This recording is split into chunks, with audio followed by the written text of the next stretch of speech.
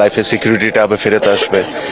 সব কিছুর দিক থেকে আমরা এত বছর ধরে প্রায় 1.5 বছর ধরে আমরা আশা করছিলাম যে একটা পলিটিক্যাল গভর্নমেন্ট আসবে অ্যান্ড প্রত্যেকটা মানুষের যে আশা ওটা পূরণ করবেন। বাট এটার সাথে আমি এটাও বিশ্বাস করি যে এই গভর্নমেন্টকে সময় দিতে হবে। কোনো কিছু দ্রুত হয়ে যায় না, সব কিছু ভালো কিছু হওয়ার জন্য এটা সময় দেওয়া লাগবে। আর আমি আশা করি যে বাংলাদেশের প্রতিটা মানুষ তাদেরকে ওই সময়টাই দিবে যে ওনারা যেরকম বাংলাদেশের জন্য ভালো কিছু করতে পারে। স্পোর্টসের বিষয়ে আসলে কি এক্সপেকটেশনটা থাকছে? অবশ্যই স্পোর্টসের বিষয়ে আমার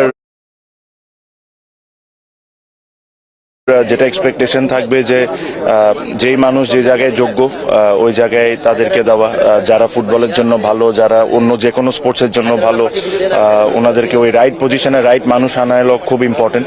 বিকজ বাংলাদেশের স্পোর্টস অনেক ইম্পর্টেন্ট একটা ফ্যাক্টর বাংলাদেশের প্রত্যেকটা মানুষের জন্য।